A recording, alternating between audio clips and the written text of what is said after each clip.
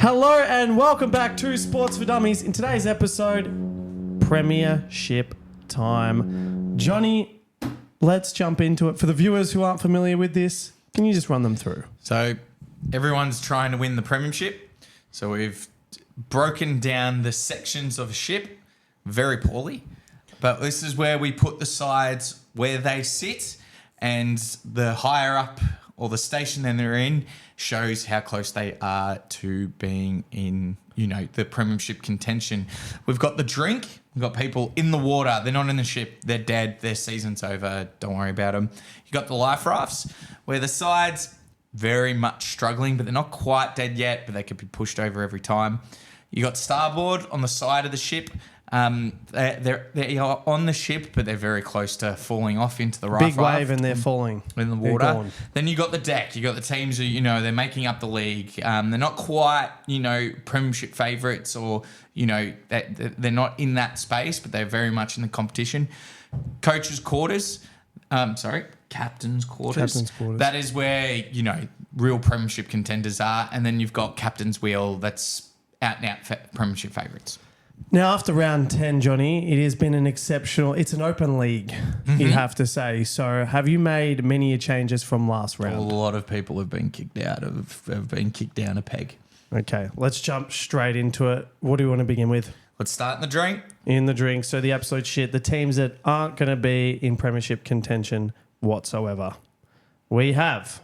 Well, we're doing this every week. We've got North Melbourne, who is just the worst side in the history of sports. There's nothing to enjoy about them. I mean, the fact that everyone was saying how gallant they were and they lost by 7 goals to the Bombers just shows how bad they are. And then you got Richmond, who were very, very much making a case for being the worst side in the league, because they've lost to the Dogs by 80 points. And they then went to Brisbane and got beaten by 120 points.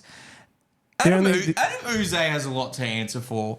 Well, remember at the start of the year, I'm sorry to cut you short, but didn't he take down all the premierships? Well, it's exactly what I was going to say. He's gone into a club that has had real good success, who had created a team ethos of winning. And remember, before that, Richmond for 30 years hadn't won a flag. 37 years they hadn't won a flag. They were mediocre.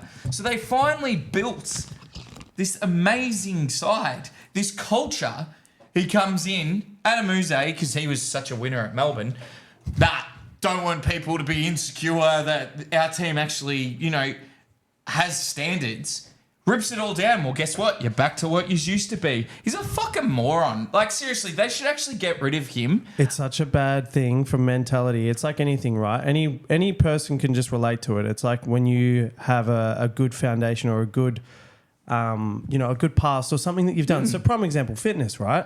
You've got a good foundation, you've got a good plan, you've got a good backing, you know what you should do. It's like having those premierships up and going, hey, we're a good club, we've had a lot of success, and we can use the momentum from that success and then remember it and go, how did it feel to be a part of that? Get the club, the legends in that were a part of those premierships and go, hey, these are the feelings, these are the emotions, evoke them in the players.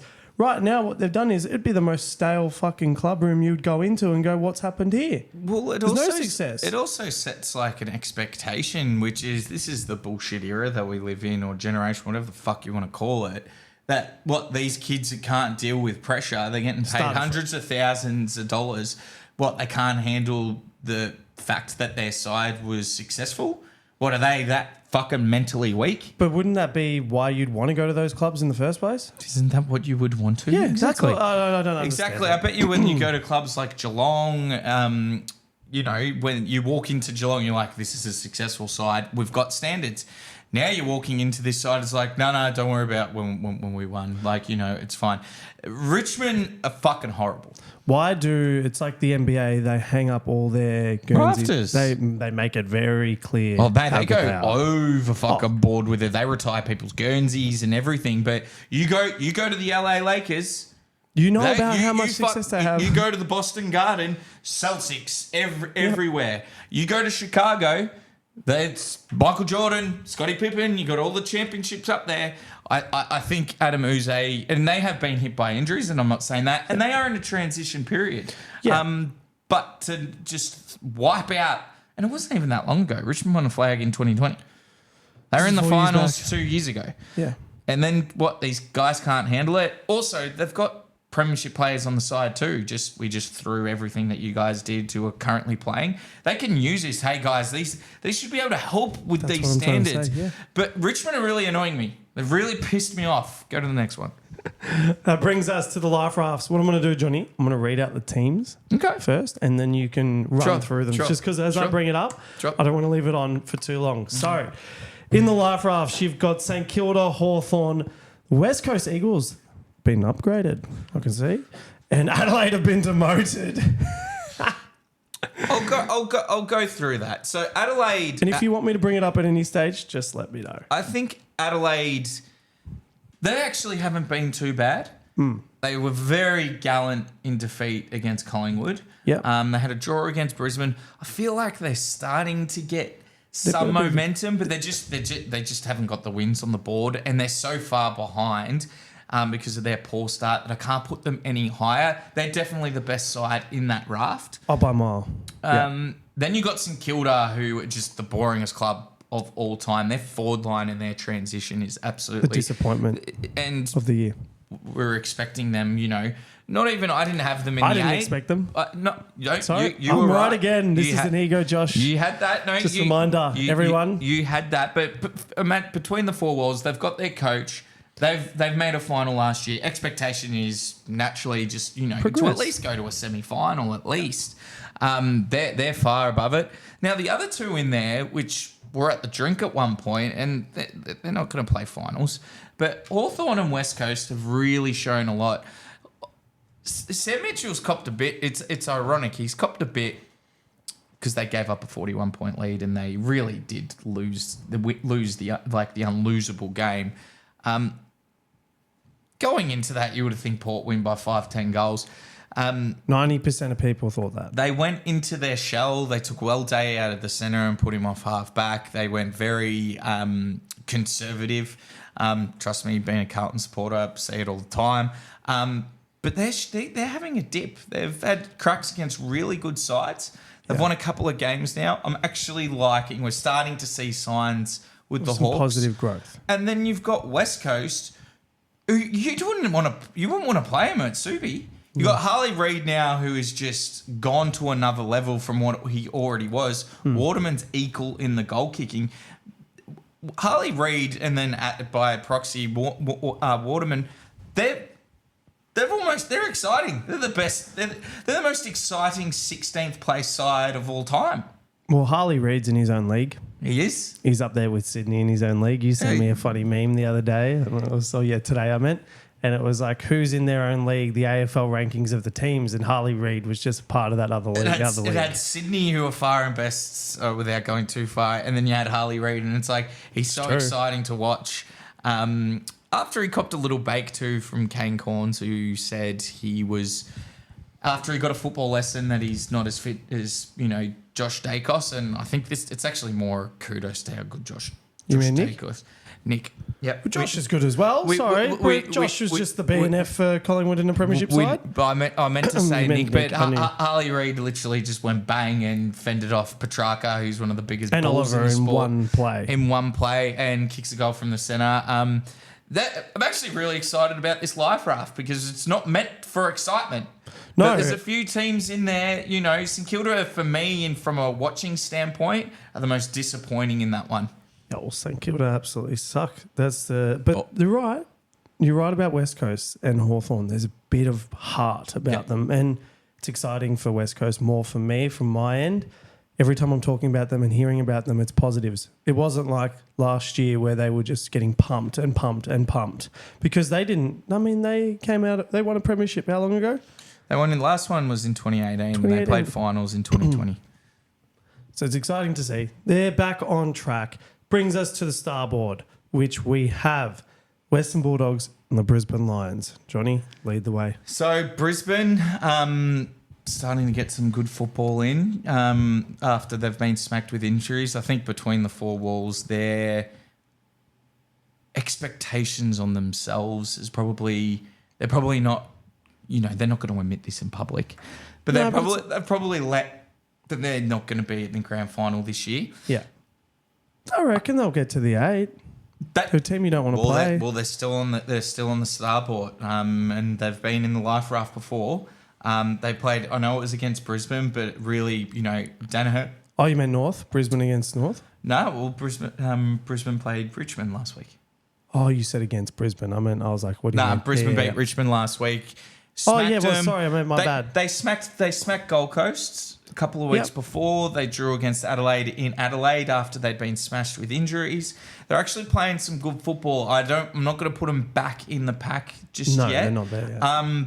But a couple of wins, and how the rest of the league is, a couple of losses from the other sides, who knows? And then the Bulldogs, the yo-yos of the league, impressive win against Richmond a couple of weeks ago, and they go to GWS and that flattered. They kicked 8-22 and kicked 4 posters. They are I'm not buying into them because they're always around this spot. Except for 2 when they won the granny and made the grand final. They generally miss the 8 a lot. Yeah. They've never finished top 4. This is exactly where they are, but they're good enough to punish sides. They're not quite again in the pack. I'd like to see a bit more Consistency from them. But they've won 2 really good games, and GWS was a good win.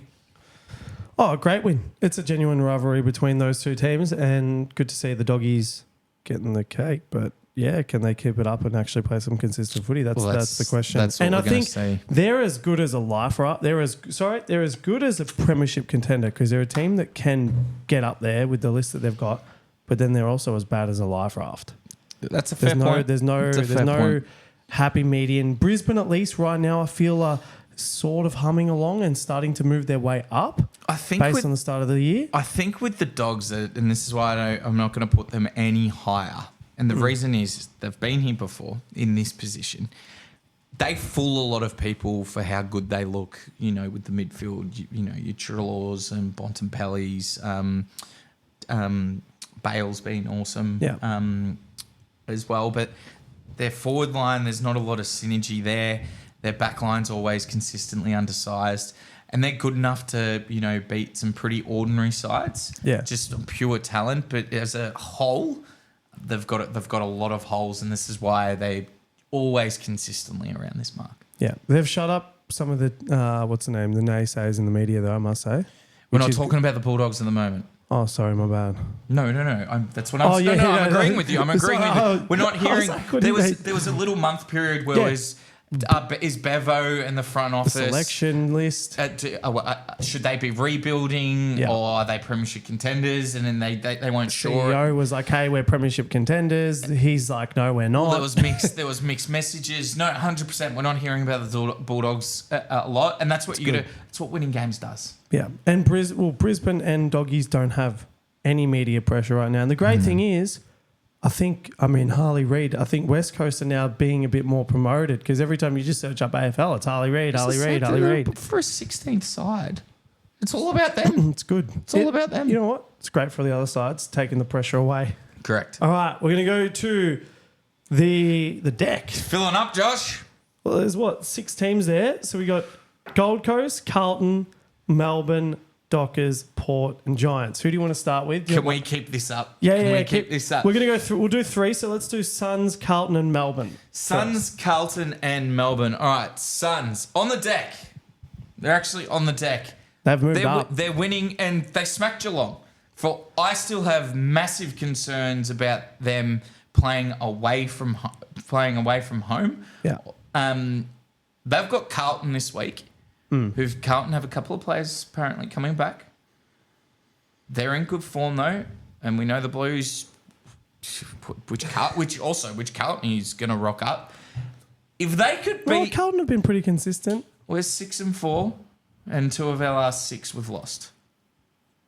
We've beaten good sides, but then we just lost by 60 points. And when I say inconsistent, within a game, not round to round, we're like Melbourne weather.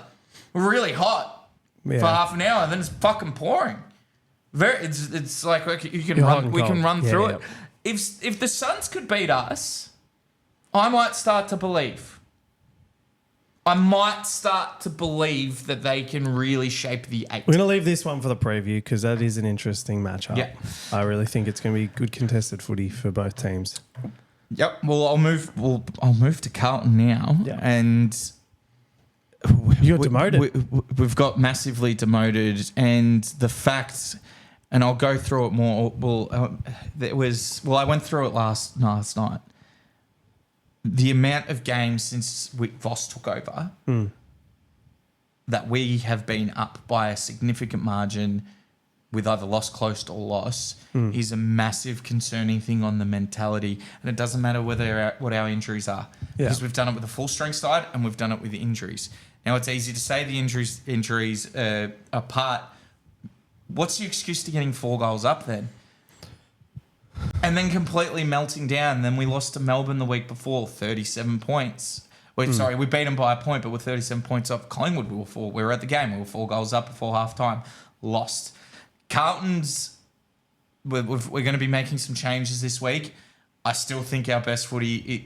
this is the problem. Our best footy is good enough to beat anyone. We had Sydney 4 goals down in 10 minutes of football. Yeah. But what do we do for the rest of it? We're back at home against a side that doesn't like to travel, but we're very much... Good enough to beat you guys as well. Well, this is going to be an interesting one for both games. I'd have a bit of confidence. And then we've got, I think it was Melbourne who, again, another, they took they really took Geelong off their, pedal, and they've beaten some good sides, and then they've had some stinkers. That game against Brisbane, horrible. First against West Coast, they just got beaten by West Coast quite handsomely too.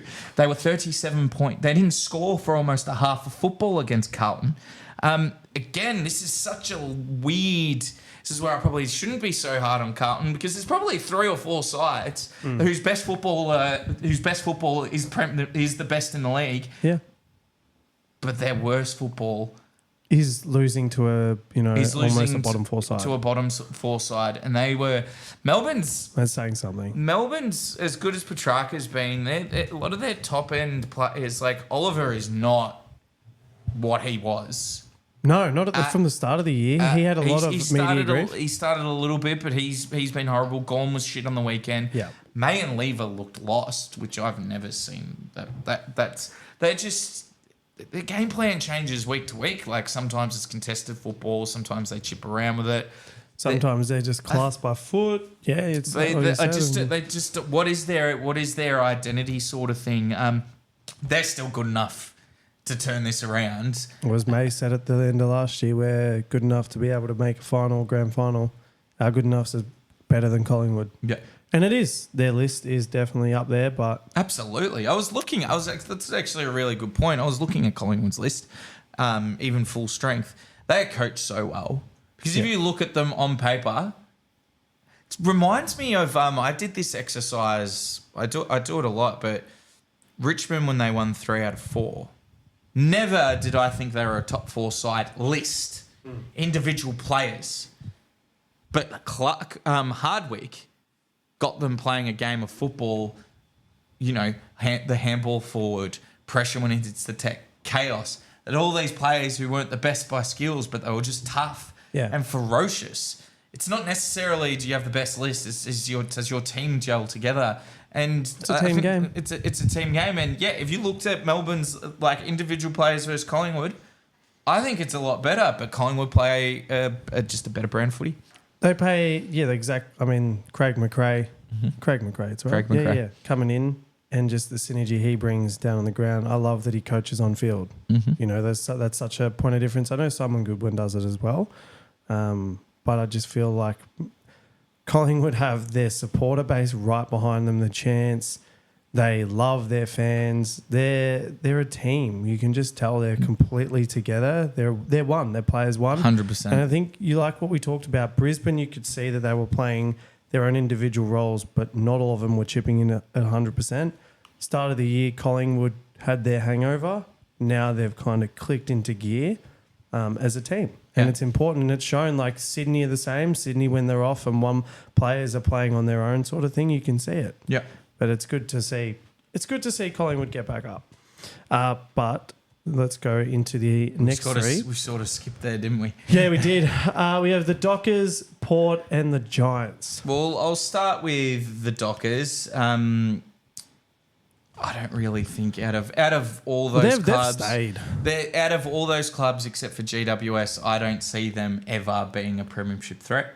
Not at this stage. I think they've lost. I mean, they lost to Carlton just. They lost to Port Adelaide just. They got smacked by a good Sydney side. I just don't think the way that they play football, it's a very strangle game, but they don't score enough. They do not score enough, and that's been their problem. I mean, they beat St Kilda. That was always going to be a slog snooze fest. I just don't think, even though they've got good individual players, Sarong, Mark Jackson, I was listening to SEN, Josh, you'd like this, because we've talked about having two ruckmans. Yeah. Darcy and Jackson. Jackson's record, I don't know if it was this year or was their short time together, averages 23 touches, 12 contested possessions, and 5 scoring involvements. When Darcy's playing, he plays more forward. Yep. So you'd think he'd have more. He has less touches, but you'd think he'd have more score involvements. He's never had more than 15 touches in a game. He averages 5 centre clearance, 5 contested posies, and the score involvements are the same. So you got both of them on massive contracts. So his input halves. Interesting. Without going too far, I just don't think. I think Freo out of them, they're gonna shape the 8. Yeah. Whether they make it or not, they might even make it into the 8. Who knows? They're not. I don't think they're not. Their best isn't as good as. I'd want to play them in the finals. Yeah. Then there was Port Adelaide, This was interesting. Their best football's awesome too. They've had a couple of hiccups, but I mean they beat a good Geelong side, by paying 50 points up, only won by a kick. Came back down from 41. and then won. They're copying a lot. They're copying a lot for that. And I guess in isolation, you can say, "Hey, you got Hawthorn on your deck who aren't very good. You should, win by at least 5 goals." Out of the weeks that we are having, sometimes winning is good enough. Winning is good enough. It's like what Carlton did. Winning by a point against Melbourne, even though they gave it everything, the comeback from Port was good enough. They were down by 41. So I haven't seen enough. Don't get me wrong, I've seen enough of them that could be higher, but I've also seen the worst of them where I'm just pulling them back a little bit. You're being conservative with it. And GWS, I guess, is the biggest surprise to me. They're playing with no spark. There's nothing to them. There's no edge, and they haven't played it for a long time. You know who's been off? Toby Green. I mean, Toby Green kicked 3. Well, he kicked 3 on the weekend. But he's the one with the edge. But their ball movement stopped. I think they got a bit happy with themselves. I think they listened to everyone kept saying how good they were, the Orange Tsunami. And trust me, I was one of them. What's weird is you came out and said, well, they were crying. You should see their face in the preliminary when they lost by a point to Collingwood. Mm-hmm. They're never going to want to feel that again.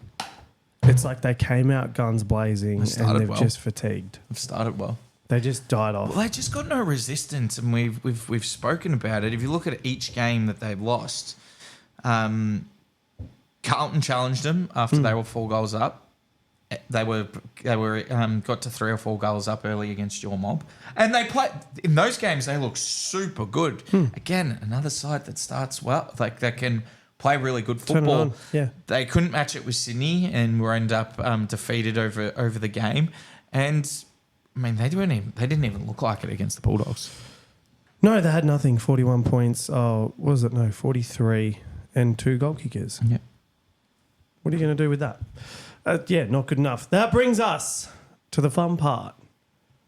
I was going to say the coaches... Captain's quarters. Yeah, I don't mind calling it coaches' quarters for the same of it. I'm going to start with Geelong Collingwood, and then I'm going to leave. I'm just going to do a little snippet of Essendon, and then I'm going to I want you to give your thoughts as a Bomber supporter. Geelong are purely there because they've been here before. Yep. They've been horrible. They've been horrible the last three weeks. Don't get me wrong. Lost to Melbourne, lost to Port by not much. Very ordinary against Gold Coast, which a lot of they don't. That's the side that they don't do well over there when they do play him. I think they're going to have some players back on, and we'll wait for the sides. But I think they're going to bring in some experience back in, and I'm not sure if Jeremy's out for another week or not because I know there's a 12-day. I'm just not sure. But if they bring him Hawkins back into the side, I think they're going to be okay. They've got a great game against GWS, which I think is going to go down to the wire. I'm just not ready to kick them. They started so good. Big problem concerns is their midfield. Yeah. They got away with it when sides weren't using the ball well against them, and they were able to intercept well, pick players off their half forwards. But now sides of Melbourne gave it the blueprint on how to move the ball against them. Yeah. Sides are lowering their eyes, and Geelong don't win stoppages or clearances. They're getting flogged there, and often in a game, if you look at it, their number one possession getters 4th or 5th on the ground. So they're not getting a lot of the ball. Not getting a lot of the ball, but Chris Scott has done amazing things. I think if you were a Geelong supporter, and jump in if you are, you probably wouldn't have thought you guys would have done this well so far. 7-3, third on the ladder, you're doing all right. I think a lot of people... Oh, they got pretty arrogant quickly, though. But they always do. But they got very arrogant quickly. Look at what the Essendon supporters are doing right now. Like, come on. I don't think our best is Sydney best, so I don't even... We'll wait to that, because anyway, I want to hear on your Essendon thing. I seriously think that there's a lot of... they've got a lot of good players out. They've got Danger, Cameron. They rest... Cameron was out from concussion. Yeah. Hawkins last round. Now, I'm not saying they would have beaten Gold Coast. Gold Coast thumped them, royally.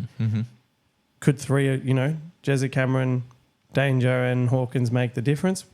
Arguably. Maybe. You never know. But, they've got a very youthful midfield at the moment, and it's a lot of trial and error. Yep. They're building that part of their game. You give them 3-4 years in the system, they're going to have, players with, 100 to 150 games under their sleeves and playing some good football. Oh, and this is the thing. Geelong are never going to be like the Richmond. I think that they'd be happy to be sitting where they are.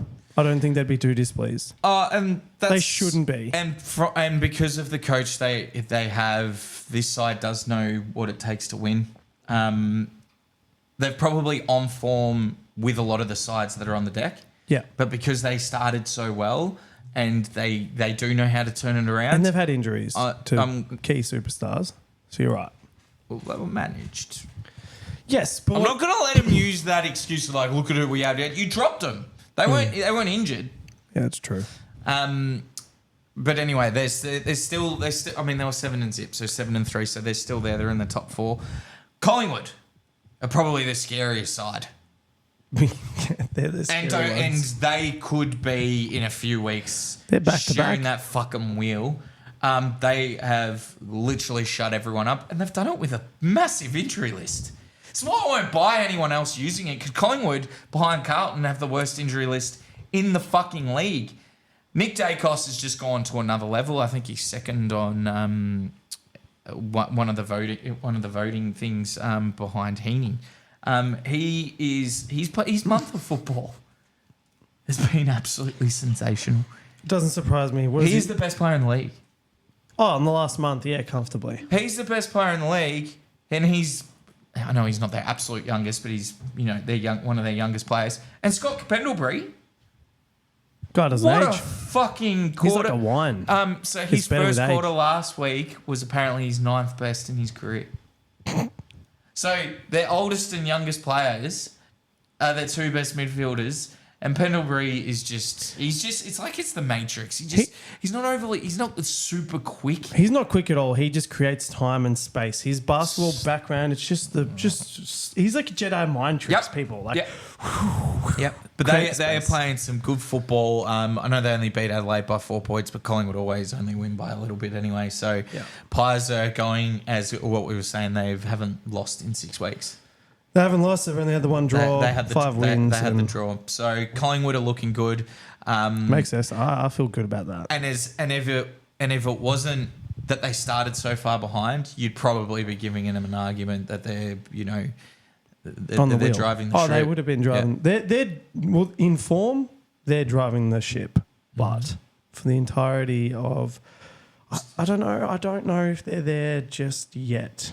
Well, I think they are on form. They are on, the last 6 weeks sample size.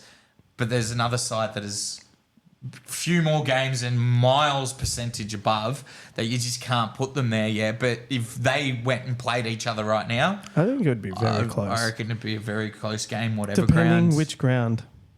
Oh, actually, no, it wouldn't matter. I reckon Both are arguably good enough. I reckon it'd be both. Electric game, actually. 100%. Now, your boys. I'm just gonna do a little thing myself, So and we've then been I'm gonna upgraded. throw it up to you. Where did we come from? Were we on the deck or were we on... I think you've been in the drink. We were on starboard for a second. I'm going to put it in perspective, but then I'm going to end it with a positive note. Essendon, since they haven't won a grand final, since their last final, have been top 4 or top 5, halfway point of the year, and fudged it. And as close as last year being 5th after round 17 and missing the 8. However, How many years was that? that was last year. No, how many years have we done it? I know you talked. We talked briefly yesterday. So I did this going back from when you won your last final, which was 2004. Yeah. So there's been 20 years. So 4 times you guys have been in the top 4 or there or close, and then just dropped off in the second half. So there is a pattern. Essendon Football Club, watch this. All the coaching staff, watch this. Just make sure, just analyse what the fuck went wrong in those years. Learn the lesson, take it from it, and change it. Just implement. Don't let it happen again. Simples. The positive thing, though, this is... We have a better list. We have our best list. Well, I reckon... I don't even know if it's the best list. I think he's playing like a team. Yeah, no, we don't. I'm saying the best list from when... No. Yeah. I know what your point was, and what I'm saying is it's not even really about the list. I think it's how you guys are actually playing with an identity. Well, when Guelphy's playing with some serious heart, and he's playing like he's a hard ass, that's when you know we're playing Mackay's as a fucking team. Mackay's had a massive dimension down back. Goldie up. Goldie in the ruck has been 35 huge. years. He's almost contention. Best ruckman last month. With Draper out, surely. He's been pretty good. But he's been huge. Merritt has gone to an A grader, in my eyes. Still not an A plus for me. He's an A grader. He's definitely an A grader, but he's not A plus. Stringer's playing his best football. Kyle Langford is just sensational. Mr. Consistent. I've really liked it. I've really liked the Bombers, but I'm going to leave this one to you now. Oh, well, I'm the same. I'm not going to get my hopes up. I'm sure every Essendon supporter, we're pretty pumped sitting second. It's a very rare sight for us. I mean, I haven't seen that. I know last year we got up, I think we got to 4th, and then we dropped completely off. I think fifth, around... fifth or 5th or 4th? So 5th after round 17. Yeah. So I'm not going to get my hopes up. With this league, how open it is, from 3rd to 10th, there's a game in it, and we sit 2 points clear of 3rd. So... Look, we do have 2 games we should win. And then I think if we can really push... You're really going to be tested. You have Richmond this week. If we can... But Gold Coast, that's a hard game over there. But if we're good... If we are who we... If we... You know what? This will be the real true measure. Get through Richmond, get your percentage, because then you guys are going... Then Essendon go to war. Then we're going to see what we're made of. That's what I'm excited, because I know the second half of the year we do have a harder run. We've got Sydney again, which I'm excited for us to see how we can rebound. It was a free-flowing game up at the SCG. We lost by 30 points. We had no... And this is the awesome thing, because at the start of the year it was like your offensive football is good, but you just had no pressure on the ball carrier coming out. Our pressure is outstanding at the moment. After Port, after that shellacking, we have... What was the best thing that happened? I agree. Our third quarter, we come out and we play with absolute intensity. Yep. We hadn't had that before. So I've got a lot of hope. We just got to keep it up. Learn the lessons, and we have been, which is exciting. Know a lot about it. I want to see the maturity over the next 6 weeks. I want to see this consistent football. If we can have 4-2 over the next 6, that's all we need. No, I like it. That's all we need. If we can just keep winning more than we lose, we'll be there in the end, and we can hopefully win our first final, and it'll be an exciting day to wipe the scorecard and never see 7,000 whatever fucking days it is ever again. That's the past. Amen. That's the past. That's just all you guys are praying for. All right, that brings us to the captain's wheel. Johnny, give us a fucking drum roll or something. The Sydney Swans. No real surprise there, humming along with their only loss coming up against the Richmond Football Club. And since they had, it was funny. They started off on a house on fire. They beat. Yeah. I mean, they had a really hard run to start with. They had Melbourne, Collingwood right off the bat. Then they fumbled against Richmond, and I think they played West Coast, which they weren't convincing against before their bye. No, Harley Reid kicked his first goal. It was electric. And since then, though, and they've done they're 5-0 against top 8 sides. And that's the measure. That's telling. They've lost one game, and only one game. I think they're 30% above. On percentage, next it's ironically is the Bulldogs. Read into that how you want. They're clearly the best side right now. They beat a Carlton side whose biggest loss for the year was 6 points. Yeah, you got pumped. And they were 4 goals down. They completely turned that game on its head. Heaney is playing his best football. Warner, and there's an argument that is Warner been better.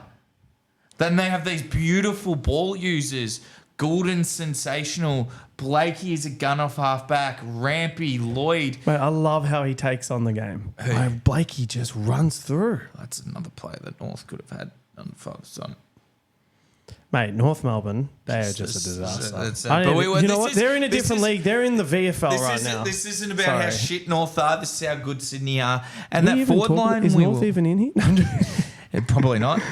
And then that forward line is just moving around. I've really liked McLean, McDonald. Is it Toby McDonald? McDonald? Yeah. So you talking about forward or are you talking midfield? Forward. Yeah, McDonald. Yeah, I don't know if it's Toby. It's definitely McDonald. McDonald up forward. Papley, little energizer bunny. Their midfield smashed. Their midfield kicked more goals than our forward line. And we've got... two good. You got the best duo in the AFL? We've got a pretty good forward line. They smashed us. Their pressure is elite. The fact that I reckon Luke Parker's got frustrated playing in the twos and was like, I'm never going to get a game again. So he's like, fuck it. I don't want to play. It was off the ball too. It wasn't like it was even... The guy wasn't running. It was it was silly. But they've still got Callum Mills to come back in 5-6 weeks. Yep. Captain, where does he fit in? How does he even fit in? Who gets out? This is the thing. I put him off halfback. You can never have too many users. Yeah, it's true. You'll find a way. Yeah. Oh, with a player like that, you'll find a way. You're going to find a way for your captain to get back in. The crime would be, because Warner's not going anywhere, it's Heaney's the one who can actually play up forward. But you're not moving your Brownlow medalist right now. So this is the interesting thing. Grundy has been huge since he started. He's got back to before he signed the deal. They're just so much better at the moment than everybody else. Now, obviously we got... Well, do you want to go through the rounds? Yeah, I'll bring them up. Let's bring it up. I know we did it last time, but I do want to... Since we've done the Premiership thing, I do want to know... Give me one Since we've just second. done this, it actually makes it more relevant who is playing. No, well, it's an interesting round. We did read it out yesterday. So first things first. So you got the Dogs in Sydney. The two sides have got the best percentage, and the Dogs have a smacking side. Sydney are the best in the comp. That's a really exciting game for me. Marvel. That's what I mean. I think, and we won't go through our tips. That's exciting. Fremantle and Collingwood. Well, you got Fremantle who are on the deck. Collingwood. Is that Optus Stadium? Collingwood have. I'm not sure if Tagawi will be playing as well. Yes, his groin injury. Then you've got North and Port. Now, don't. Like the odds are $1.07 to $8.50. That's going to keep going higher because we're not even that close to it. This one's a murky one for you. This is a very Carlton good game. plays Suns. Now, weirdly, you're 10th, they're 8th. Isn't that weird? It's super weird. I don't understand that. This is the Suns make or break. This is to show that all the stuff that everyone talks about, the Suns, that they're that good. This is the time to shine. This is the time to shine because Carlton are going to be pissed. Bring the sun. Carlton are going to be That was pissed. such a bad analogy. Never use that again. We're at Marvel Stadium. You won't be bringing any sun. You'll be fucking under roof. Then you go into this game, Geelong GWS. I reckon that's game of the round. Yeah. Both sides are under doubt. pressure. And we'll go into the review when we do our preview of it. But that's the game of the round for me. Then you've got Dreamtime at G. Richmond play Essendon. Now, that should be a fantastic game. Percentage for Essendon. I was happy that we just got the win. You know, I'll just be happy if we get another win. I'm not too fast. 87 points. Then you got Hawthorn in the Lions. That's a good game. Is that it? It's a marvel. It's a good game. It's a good game. It's like, yeah, you're not wrong. It's a good game. Then you've got Melbourne play the Saints. Oh, that's going to be This is going to be death. It's going to be boring. Where's it at, the MCG? No, oh yeah, it is. Sorry, yeah. They should play it at Marvel. There'll be 30,000 people. It'd be better at Marvel for Saints. I'd actually give it a crack. And I just reckon it'll be better with crowd. There'll be 30,000 people there. No one's going to that game. Then the last game of the round, you've got the Crows take on the Life Eagles Rafters at Adelaide. So, I mean, it'd be exciting to see. So there's a couple of good games in there, Josh. Yeah, there are. It's gonna be good. A couple of good games, a couple of stinkers. Yeah, there are a couple. You know, the likes of, the North Melbourne and Port Adelaide, Richmond and Essendon is going to be good for the pre-time stuff, but that's it. Essendon. What'd you call it? Pre-time? Like the pre-time. Oh yeah, the dream time. Yeah, but no, like the pre-game like stuff. Like I actually meant that. And then, I knew what you meant, but I was like, well, I don't actually know what's pre-time mean. The ceremony and stuff and whatnot, they'll do that thing. Yeah. No, it'll be a good round of footy, but that is going to be in tomorrow's preview of round 11 in the AFL. Guys, thank you so much for watching. That has been I was going to say the Premiership, but I had a mental blank. It is the Premiership for round 10. It's an interesting season ahead. We've got, what have we got? 13 more games, Johnny. 14 more rounds. 14 more rounds. And everyone's got, And they got to buy again, don't they? Yeah. So it's exciting. We're getting up almost to the halfway point of the year, which we will be doing. We're going to be doing a mid-season review. We're going to have Harley from Harley Sports Talk, which we did, preview and predictions of the whole year.